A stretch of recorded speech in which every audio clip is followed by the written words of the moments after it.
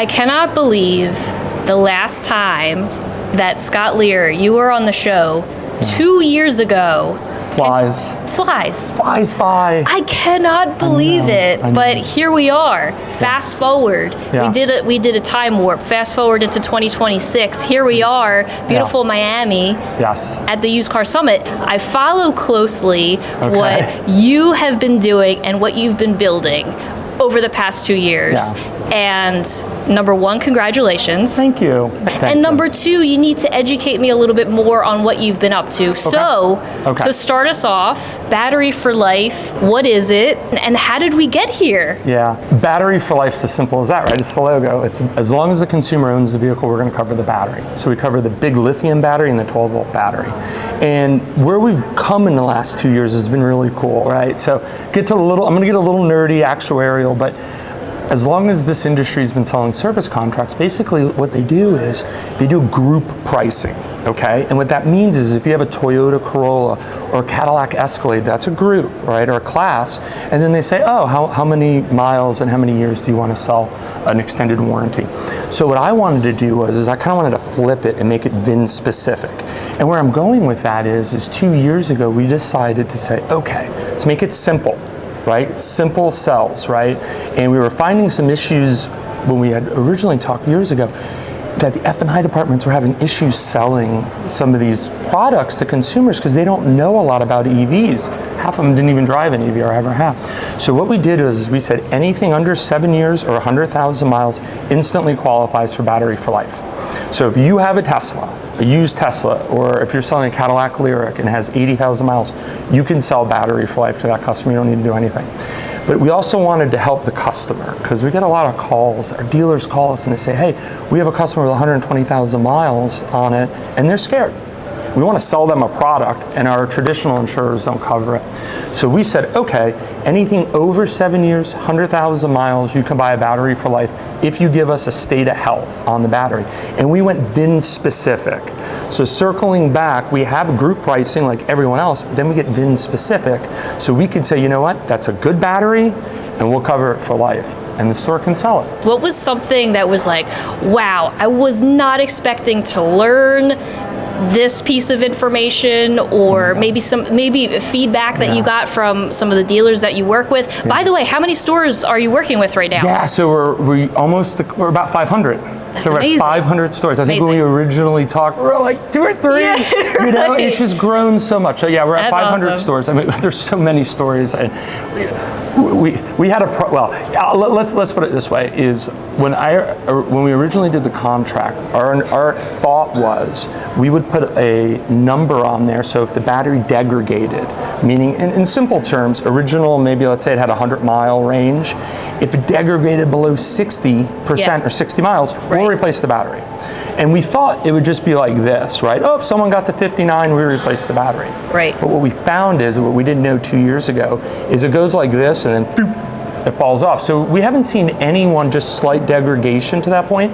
It's usually everything's okay, and then one day they get the red screen of death, as I call it, which is not a good screen to have. Which is not a good screen. Yeah. So you had sent me over this screenshot, which I will show on screen right now, and I've never seen the red screen of death. Yeah. Please explain. It doesn't sound like something good. It's not good. That's why we named the red screen of death. That I would not like to see on my Tesla. So explain what it is and what happens after. Yeah, well, so basically what we're talking about is there's a BMS code, a battery management system code that Tesla has. And first you got to step back and you got to know that, and we're going to use Tesla in this example, that Tesla has cells, right, or bricks, and they might have 40 cells to a module. And then there's 3-4 modules in the battery pack, right? If one of those cells degrades to the point, let's just say they die, it'll trigger, well then the cells are unbalanced, it'll trigger a BMS code. And that BMS code will come, as you just probably showed on the screen, big red around it, and it's like, it trips all these codes, right? And basically what that's telling the customers, they need a new battery. And that battery, if they don't have Battery for Life, that battery is $10,000, $12,000. And what a lot of people don't realize either is even if it's under warranty, Tesla can take 3, 4, 5, 6 weeks. But if it's out of warranty, it's a catastrophic, event. We don't technically know what the useful life is of these batteries. Like, we don't have enough data to fully understand. Some of these Teslas are out here with, 300,000 miles on them. You always see those, right? Everyone's like, this has 400,000 miles on it. Right, exactly. Yeah. There are so many, and I'm sure you see this on your news feed all the time as well. Yeah. There are so many almost whipsaw changes that happen in the EV industry. The most recent announcement is the ID4 from Volkswagen is going to be discontinued. Just heard that. So how do you stay just agile and able to roll with all of these different changes in the market? Yeah, that's a great question, and I think that's the beauty of what we created is we have a singular focus, and our focus is battery for life. It's not gap insurance or extended warranties or tires. So our focus is that, and we actually have a lot of insurers that are like, hey, you know what, that's such a niche, and we don't really want to play in that space. We're a little afraid of it from a risk standpoint. We don't want the legalities of getting these approved in all the different states and all the headache on it. And we're finding we've got multiple partners that are insurers that are like, hey, Scott, we just want to white label your stuff and put it out in the market. And it's because of what you just said. It's so hard to keep track of. And you have to be able to say, okay, full self-driving is VIN specific now. Right? And so if you buy a Tesla today, you can buy full self-driving on a subscription. But if you had it previous, you had it with the VIN. Well, what does that change actuarially of the contract? Because those customers don't want to get rid of their VIN.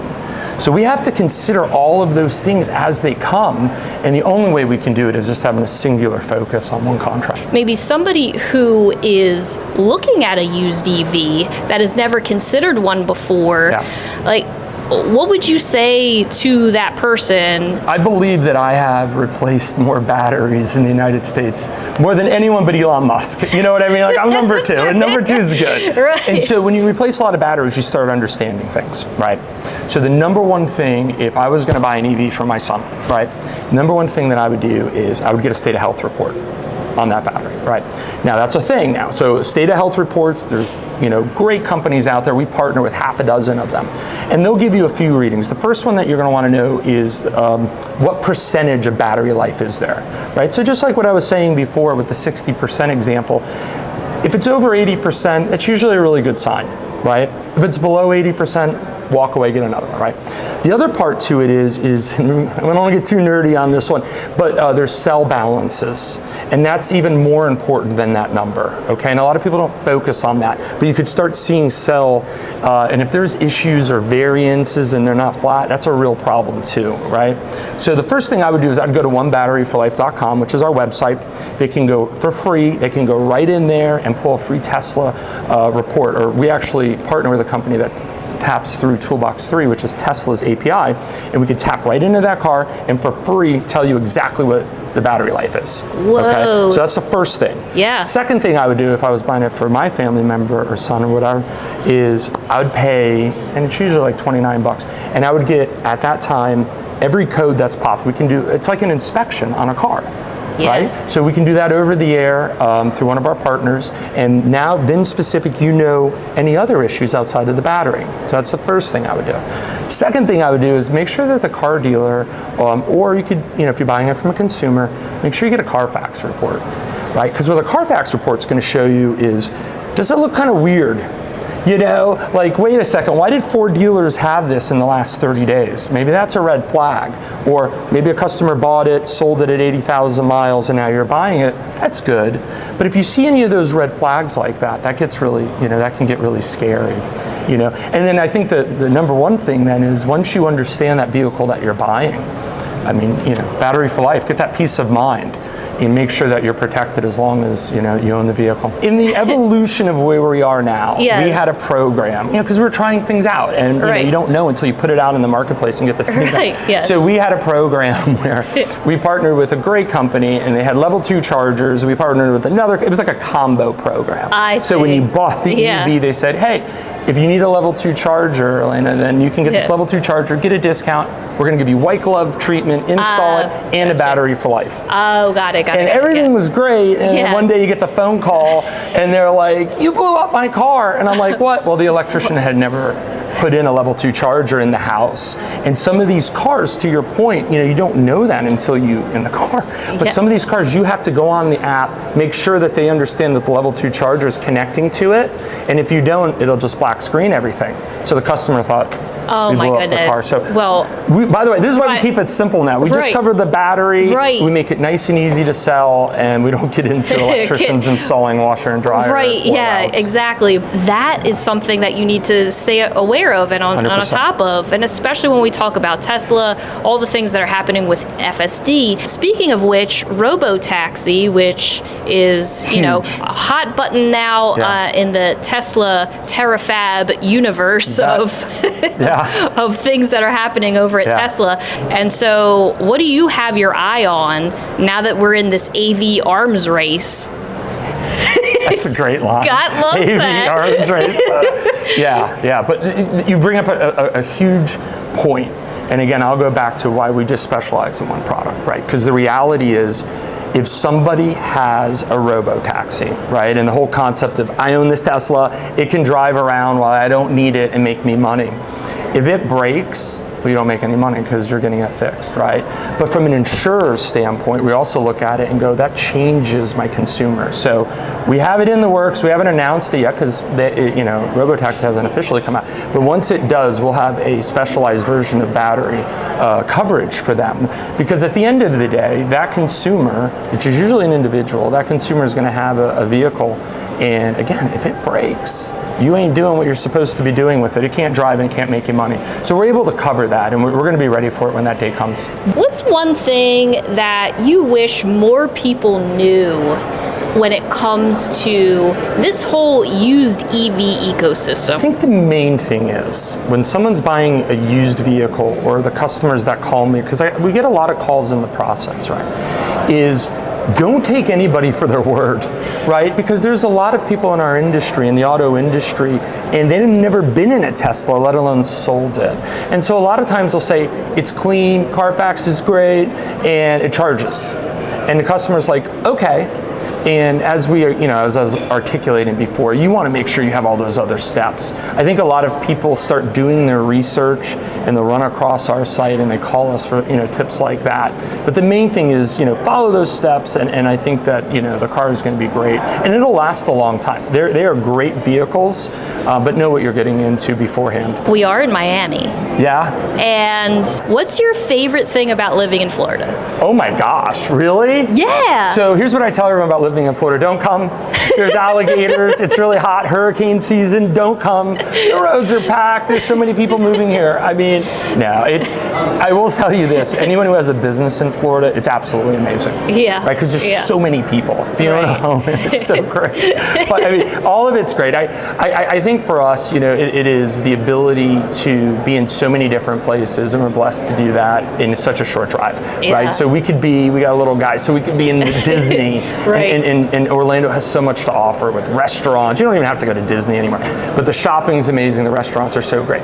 You could go on cruises. I love cruising. We're here, Port of Miami, and you got Port of Miami, you got Canaveral, you got Tampa. I mean, you can literally be the staycations are endless in Florida. But if you're living in outside of Florida, you're good there. Come and visit, stay in a beautiful hotel, and then go back. No traffic. Thank you so much for bringing me up to speed. Let's not let another 2 years lapse in between our next conversation. And battery for life. Let's go. Love it.